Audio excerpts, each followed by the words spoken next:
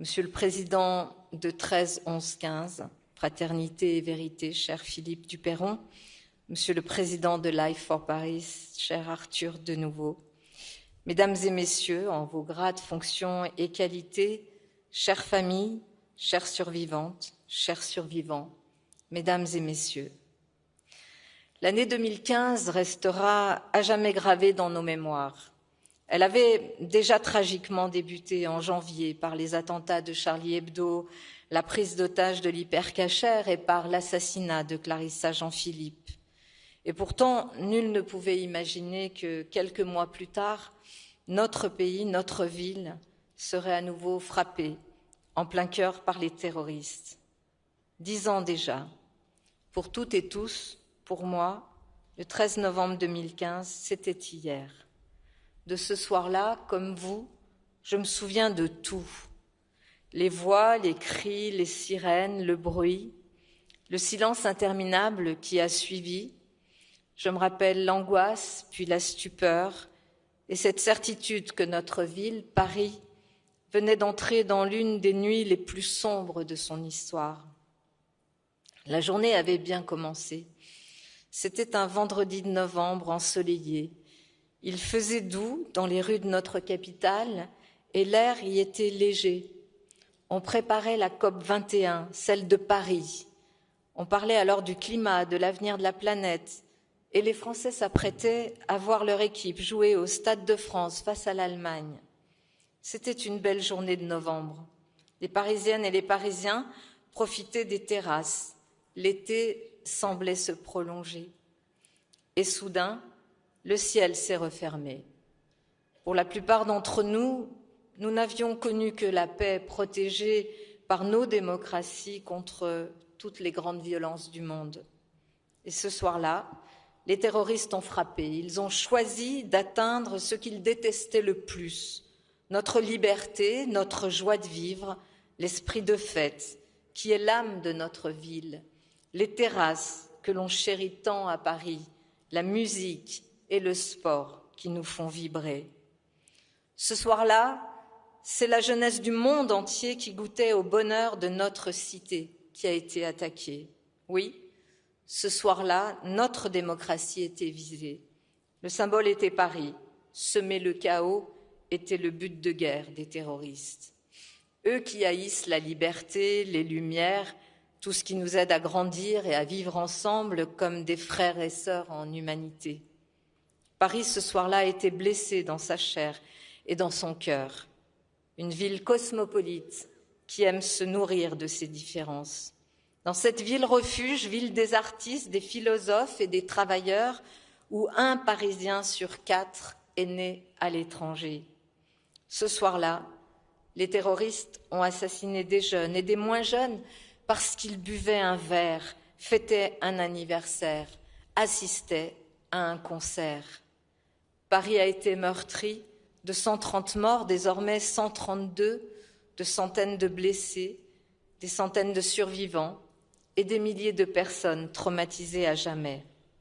Il y eut d'abord le Stade de France, puis le Carillon, le Petit Cambodge, la Bonne Bière, la Casa Nostra, la Belle Équipe, le comptoir Voltaire et enfin le Bataclan. Je m'y suis immédiatement rendue. J'ai passé la nuit dans la rue aux côtés du préfet de police Michel Cadot et du procureur de la République François Molins, entourée de femmes et d'hommes exceptionnels, solides et unis face au pire. J'ai vu celles et ceux qui ont fait face, les policiers, ceux de la BAC, le RAID, la BRI, les pompiers, les agents municipaux, la protection civile, la Croix-Rouge, les soignants, les passants, les gardiennes et les gardiens d'immeubles, les serveurs, les voisins qui ont ouvert leurs portes pour protéger, tendre la main et soigner un inconnu. Tous ces héros du quotidien n'ont pas failli. Ils ont affronté l'horreur, avec ou sans uniforme, avec ce même courage qui honore la République et qui honore Paris. Et il revient à notre tour de les honorer. Ce soir-là, l'État n'a pas failli, il a tenu bon, solide, avec vous, cher François Hollande, cher Manuel Valls, cher Bernard Cazeneuve.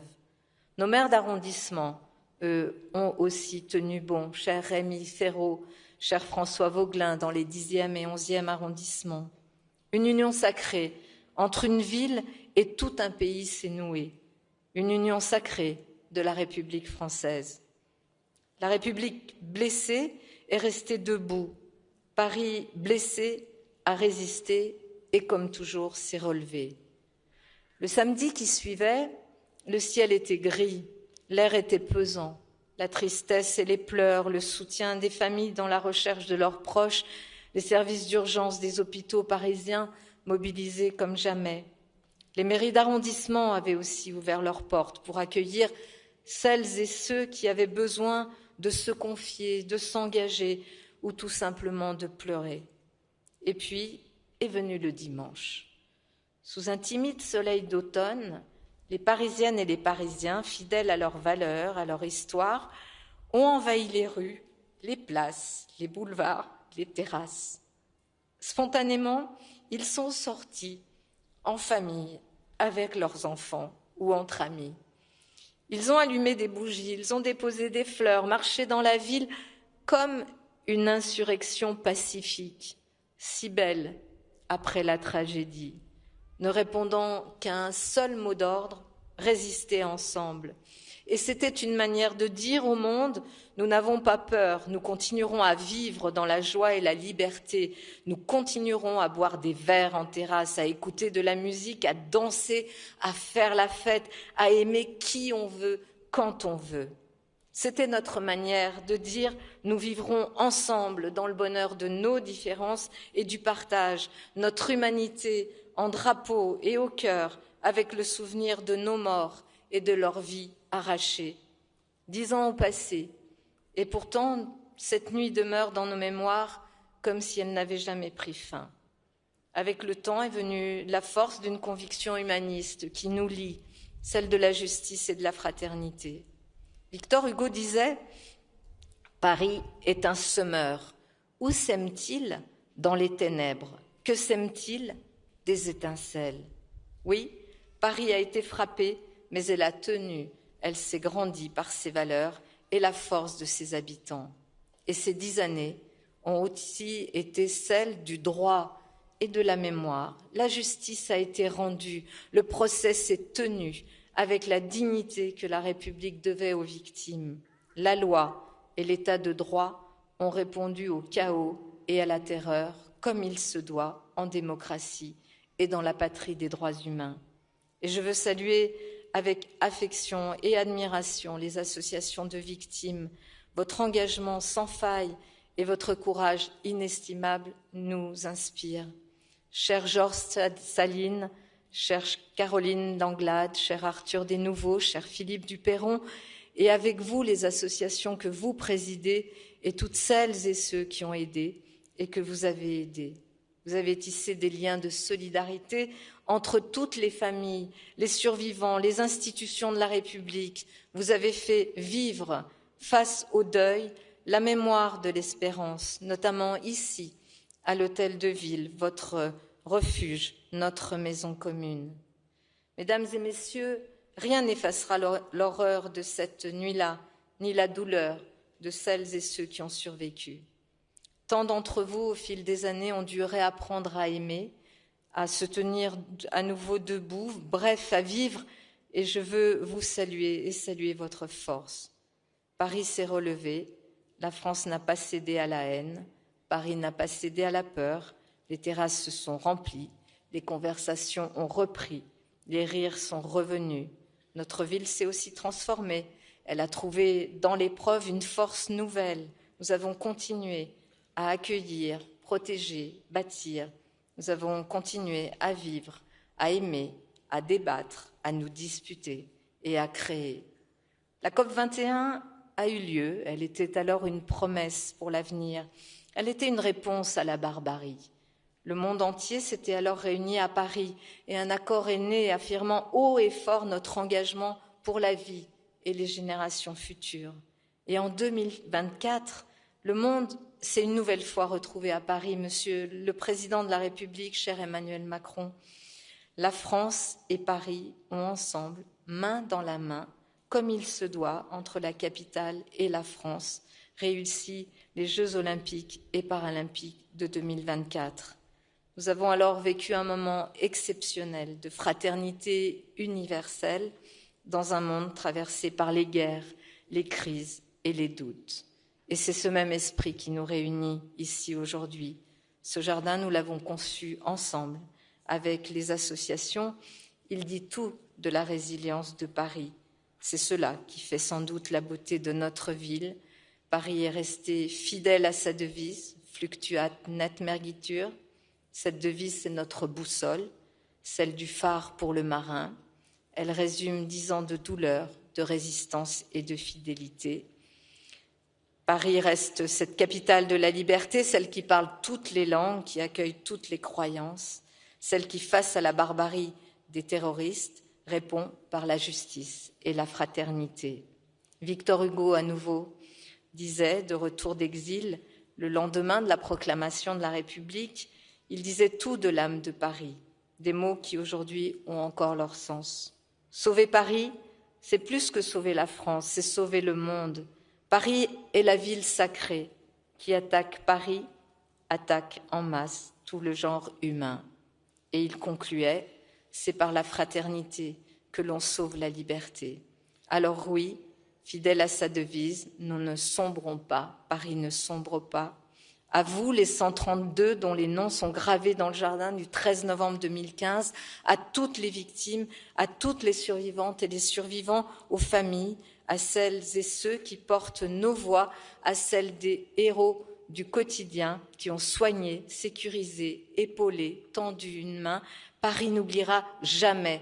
Vous êtes pour l'éternité dans notre cœur et nos mémoires, ici, dans ce jardin et dans toute l'âme de Paris. Monsieur le Président de la République, cher Emmanuel Macron, plus que jamais unis et debout, vive la République, vive la France et vive Paris.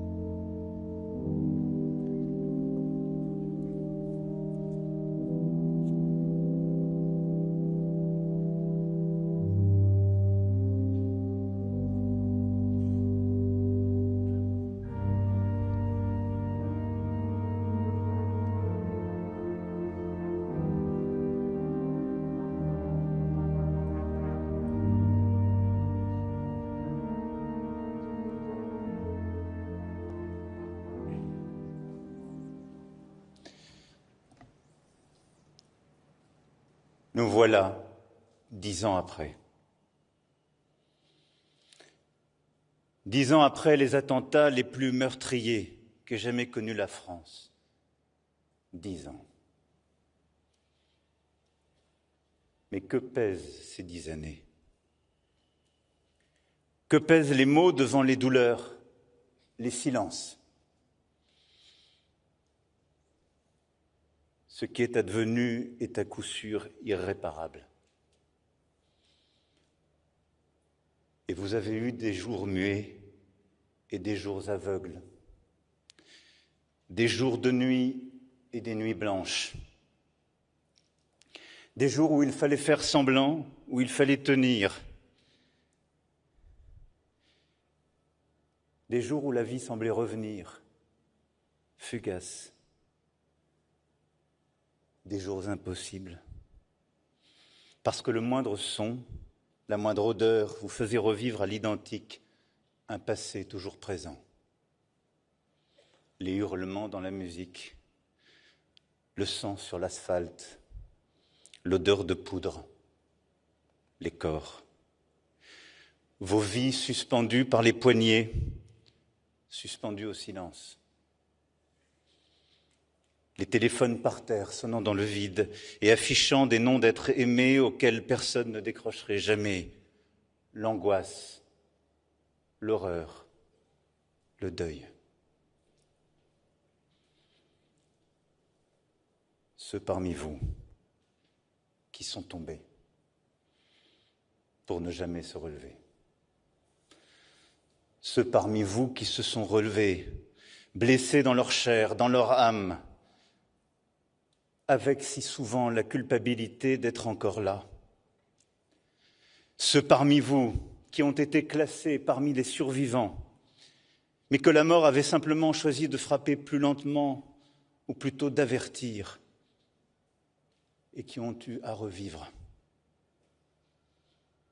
Ceux qui ont perdu ce jour-là leurs enfants, leurs parents, leurs frères, leurs sœurs, leurs amis, l'homme ou la femme de leur vie,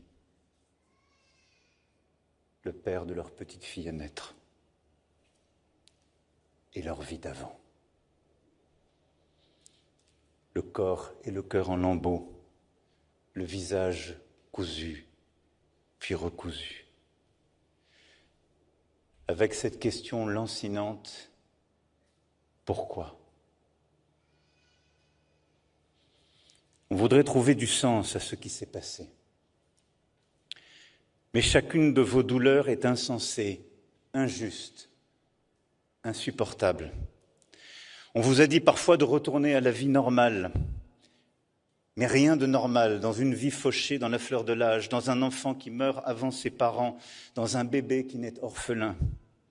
Rien de normal dans cette douleur larvée, lancinante, ressurgit chaque fois qu'un autre attentat frappait notre sol, des enfants, des adultes, des forces de l'ordre, des professeurs, de Nice à Strasbourg, victimes à nouveau du terrorisme.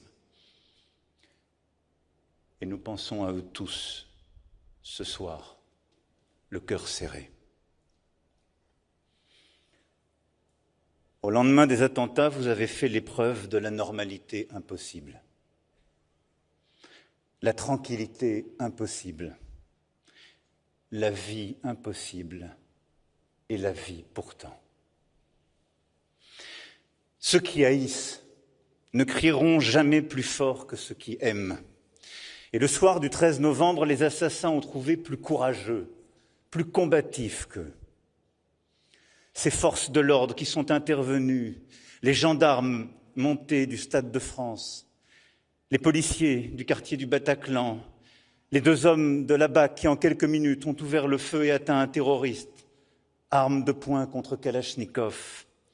Ces hommes de la BAC 75, de la brigade de recherche et d'intervention, du RAID en appui, tous ceux qui ont envoyé à leurs familles ce soir-là des messages d'amour qu'ils pensaient devoir être les derniers et qui y étaient prêts. Ces policiers intervenus dans les colonnes Alpha et Bravo pour neutraliser les assaillants et qui seront élevés dans la Légion d'honneur en témoignage de la reconnaissance particulière de la nation. Ces policiers municipaux arrivés avant les autres sur les terrasses, prenant tous les risques. Ces stadiers qui à Saint-Denis étaient là aux avant-postes et ont tenu. Ces médecins, ces infirmiers et infirmières, ces aides-soignants, projetés soudain dans ces paysages de guerre comme ils n'avaient jamais cru possible d'en voir. Ces secouristes, des mineurs, sapeurs-pompiers, ces élus, ces agents, ces membres de la police scientifique et des équipes médico-légales, tous ceux qui ont traqué sans relâche le commando des terrasses, chacune et chacun, services de nettoyage, gardiens et gardiennes, passants, serveuses et serveurs, chacun à sa place. Celui qui a aidé à les débusquer, celle qui ensuite a aidé au risque de sa vie à les repérer, assumant le seul choix qu'il fallait faire, oui, celle à qui nous devons une reconnaissance plus grande encore. Ces hommes et ces femmes cachés au milieu des corps sans vie qui ont tenu la main d'un inconnu en silence pour qu'il ne se noie pas dans la peur. Cet homme qui par 2 fois a traversé la salle du Bataclan lorsque les tirs ont éclaté pour ouvrir les sorties de secours latérales. Et cet autre qui a évacué les chanteurs et les a poussés dans un taxi. Cette femme qui a ouvert sa porte à 20 personnes ensanglantées et tant d'autres personnes comme elle, ouvrant plus que leur porte, leur cœur. Cet homme qui est descendu dans la rue avec sa trousse de secours en entendant les coups de feu, cet homme torse nu, parce qu'il avait utilisé d'abord le matériel de sa trousse pour faire les garrots, puis sa ceinture, puis n'ayant plus rien, avait ôté sa chemise et l'avait déchirée en morceaux pour continuer de sauver. Et notre État qui a tenu, Monsieur le Président de la République, Monsieur le Premier ministre, Monsieur le ministre de l'Intérieur, et les jours et les nuits. Et à vos côtés, les préfets, tous les services de l'État, Madame la maire de Paris, Mesdames et Messieurs les élus, tous unis, inébranlables.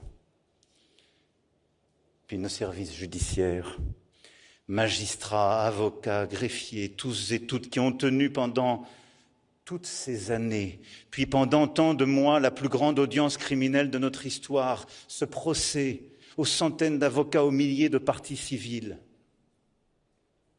et nos associations qui ont tenu, qui se sont levées, comme vous venez de le décrire, l'un et l'autre à l'instant, avec le soutien de la délégation interministérielle d'aide aux victimes pour faire entendre leur voix, pour ne laisser personne. Et ces milliers de Français qui ont marché.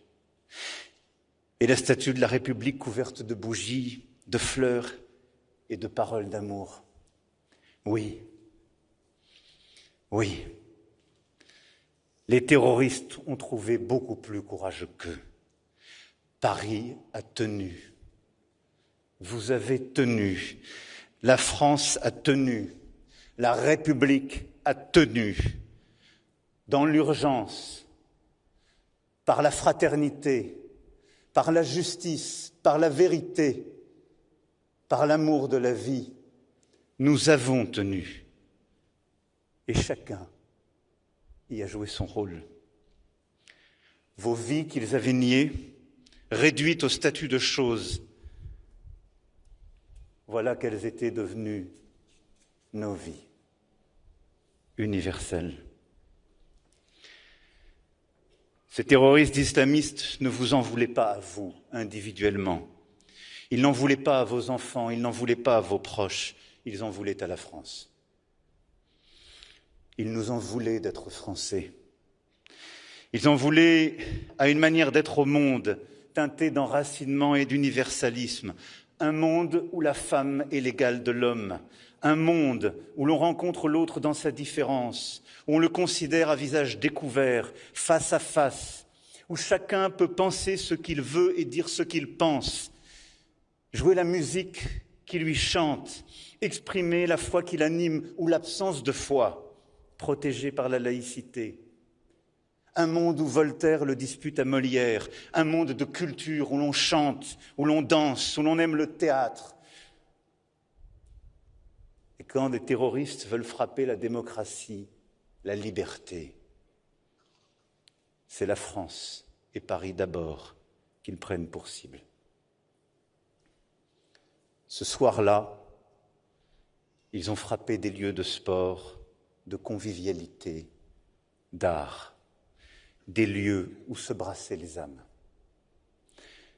des lieux de liberté. Et c'est parce que vous étiez des enfants de cette France libre, parce que vous veniez d'elle ou parce que, étrangers, vous étiez sur son sol que vous êtes tombés. Vous veniez de 17 pays, mais aux yeux des meurtriers, vous étiez tous des enfants de France. Au lendemain de l'attentat, une femme avec nous ce soir a récupéré les effets que l'homme de sa vie portait sur lui. Parmi les papiers de son portefeuille, sa carte électorale. Et sur le visage de Marianne, une goutte de sang avait roulé, comme la trace d'une larme. Les disparus du 13 novembre ne sont pas simplement des victimes de la haine, ni d'une abstraction vague. Les concepts n'ont pas de main. Ils ont été tués par des terroristes, porteurs d'une idéologie islamiste identifiée, active, structurée en réseau, en zone d'influence, avec ses codes et ses modalités d'action, désireuse d'annihiler la vision de l'humanité que porte notre pays par son histoire, son action présente et sa vision de l'avenir. Ce djihadisme projeté, nous avons tout fait pour l'endiguer, le juguler. Mais il renaît sous une autre forme, intérieure, insidieuse, moins détectable, moins prévisible. À tout moment, le terrorisme islamiste projeté peut renaître, au Moyen-Orient, en Asie centrale, dans la Corne de l'Afrique ou ailleurs, et la vigilance est permanente en chacun de ces lieux. Et d'autres formes de terrorisme émergent, auxquelles nous ne céderons rien non plus.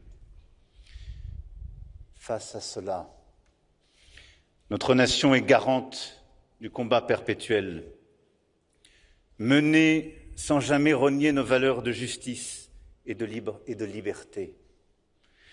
Elle se porte garante que tout sera fait pour empêcher toute nouvelle attaque et pour punir de manière implacable ceux qui s'y risqueraient. Et dans cette décennie écoulée, la nation s'est fortifiée. Des mesures sans précédent ont été prises immédiatement. Déclaration de l'état d'urgence, protection à nos frontières, puis l'écriture de lois qui sont venues adapter le droit à l'état de la menace et nous ont permis de lutter dans la durée contre le terrorisme en protégeant nos libertés publiques. Visites domiciliaires, dispositions de fermeture de lieux de culte, périmètres de protection, mesures individuelles de contrôle et de surveillance, autant de barrières mises sur le chemin des assassins. Programme de déconstruction des discours radicaux pour étouffer dans l'œuf le passage à l'acte, pour éviter sa récidive en prison. Et je sais combien vos associations, combien nombre d'entre vous ont participé à ces actions. Les moyens humains de la Direction générale de la sécurité intérieure ont été augmentés d'un tiers, ses moyens financiers doublés, les effectifs de la Direction générale de la sécurité extérieure augmentés d'un quart, tandis qu'un service national de renseignement pénitentiaire a été créé en 2019. Pour renforcer encore nos services de renseignement, nous avons procédé à la création d'une coordination nationale du renseignement et de la lutte contre le terrorisme, d'un parquet national antiterroriste, renforçant aussi le travail avec tous les partenaires européens. Car le terrorisme se joue des frontières. Aussi avons-nous porté le règlement européen de retrait des contenus terroristes en ligne, désormais adopté, et travaillé à sevrer le terrorisme de ses financements. Et nous traquons et continuerons de traquer sans relâche les terroristes à l'étranger, au Moyen-Orient comme au Sahel, aussi bien que sur notre sol, endiguant les flux de retour de Syrie ou d'ailleurs, prévenant les dérives. 85 attentats ont ainsi été déjoués en 10 ans, dont 6 cette année. Face à l'assaut, nous avons consolidé les valeurs d'une nation que nous construisons depuis des siècles et que nous n'aurons jamais fini de défendre. Et nous devons inlassablement poursuivre ce travail de transmission à nos enfants, d'éducation pour notre jeunesse. Nous devons inlassablement continuer de faire des républicains. Personne ne peut garantir malheureusement la fin des attentats. Mais nous pouvons garantir que pour ceux qui prendront les armes contre la France, la réponse sera intraitable, que nous continuerons ce combat contre le terrorisme sans relâche et que nous continuerons le combat pour notre jeunesse avec la même force. Que pas un seul des dispositifs et des droits que vous avez construits, vous, vos associations, pierre à pierre, ne sera vain. Que pas une vie ne sera oubliée. Que pas une goutte de vos larmes ne sera perdue. Non. Il n'y a pas de sens, pas de justification à votre douleur. Et il n'y en aura jamais. On ne peut pas donner de sens au 13 novembre. Mais on peut donner un sens au 14 novembre, à chacun de vos lendemains, à chacun de vos pas, qui, mis bout à bout, nous raconte une histoire de courage, d'entraide, de vie. Une histoire de vigilance, car à toute heure du jour, désormais, une partie de la nation reste aux aguets, du levant au couchant, tendue vers la sûreté de ses enfants. Une histoire de mémoire, avec notre musée mémorial du terrorisme, qui, implanté dans le 13e arrondissement de Paris, transmettra aux générations de demain l'histoire de la violence terroriste, de ses victimes et des réactions de nos sociétés tournées autant vers le passé que vers l'avenir. Une histoire d'espérance, un printemps de fraternité, chère Anne Hidalgo, d'un jardin de fleurs bleues, de fleurs blanches, de baies rouges, qui nous rassemble autour des noms de ceux qui sont tombés. Symbole de la force de notre nation, qui sur le terreau de la mémoire s'unit, fait bloc et toujours se hisse à la hauteur des temps. Oui, unis et ensemble. C'est par notre force pour mener ces combats que nous serons à la hauteur de ces lendemains, revivre plus fort encore, porteurs de ce que nous sommes et qu'ils voulaient abattre. Chacun de vos pas, chacun de vos jours, depuis 10 ans, porte ce sens et ce qui nous tient. L'esprit de résistance. Par lui, la mort est découronnée, vos vies relevées, l'amour de la France consacré. Il voulait semer la mort, vous avez rehaussé la vie. Il voulait nous paralyser par la peur, ils ont décuplé notre vigilance, l'amour de nos valeurs, notre appétit de vivre. Il voulait diviser et nous sommes unis. Il voulait effacer. Ils nous ont rappelé que nos combats étaient universels et nous sommes là et nous tiendrons à vos côtés, demain encore, pour vous. pour ceux qui ne sont plus, pour leurs enfants. Vive la République, vive la France.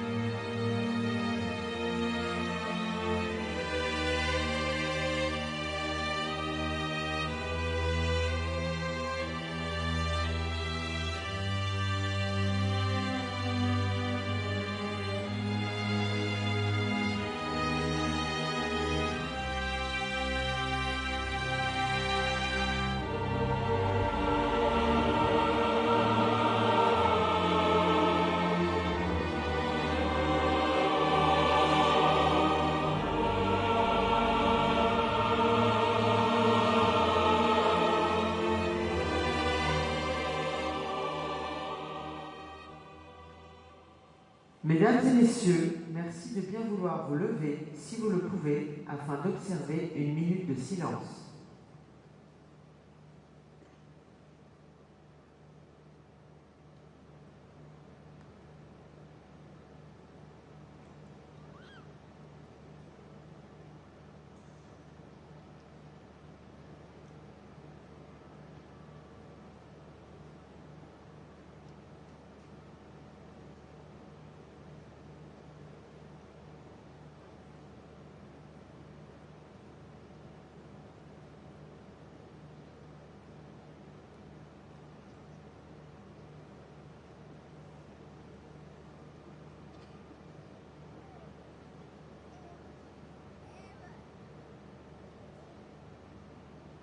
Mesdames et messieurs, nous vous remercions d'avoir observé cette minute de silence.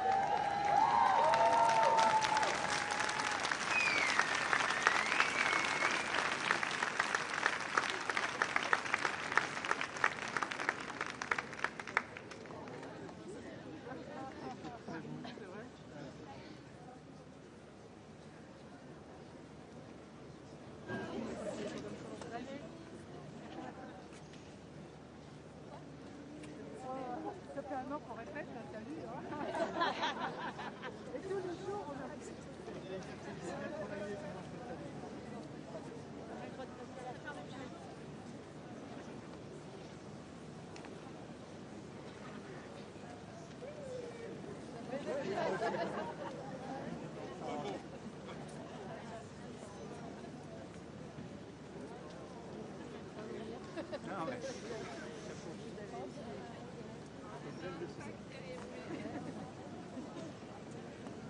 Bravo.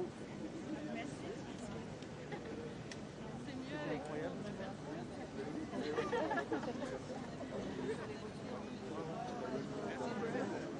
Bah ouais.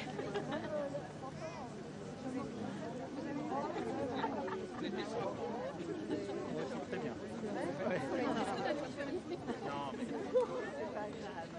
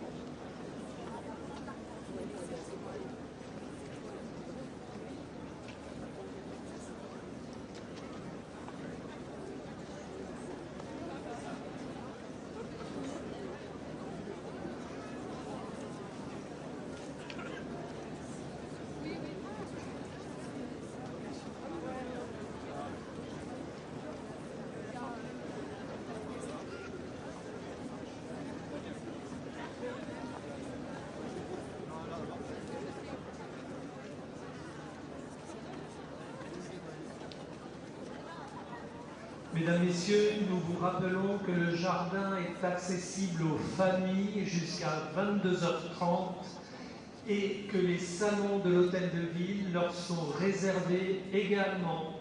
Nous vous demandons de bien vouloir respecter ce souhait des associations.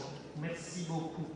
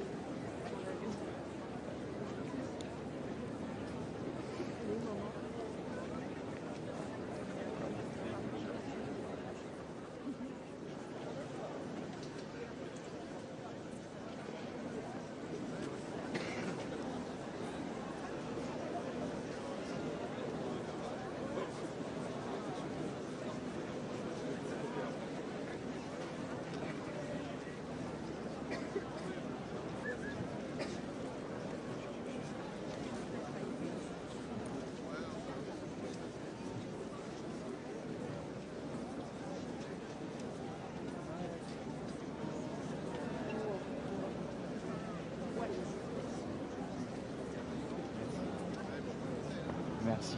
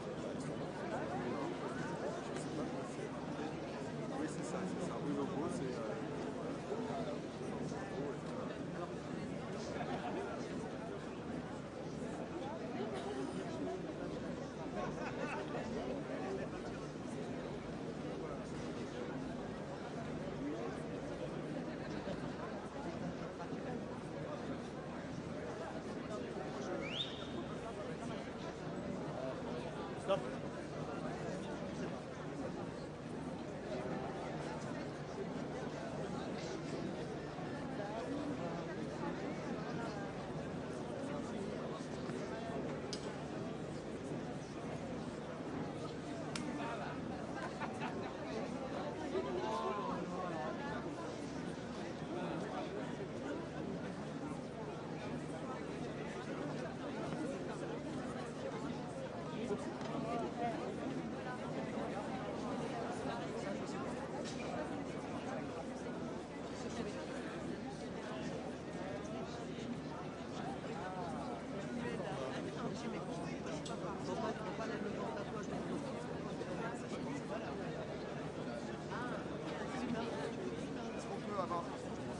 qu'on peut avoir autre chose qui fait un flou sur les deux écrans? Comme ça on fait un flou, comme ça je fais un flou et après...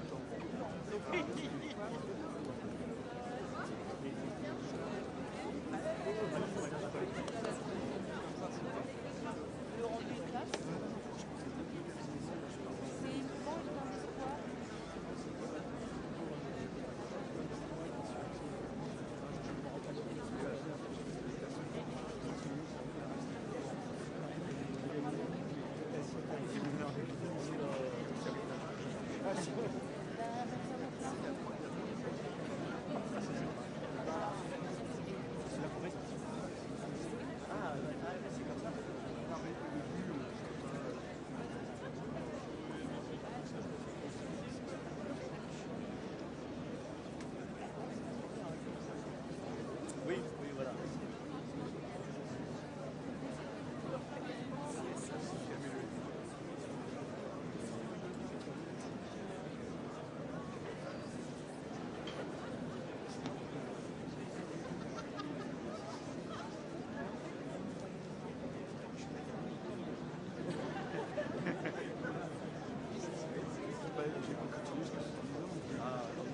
Même si la retraite est remboursée.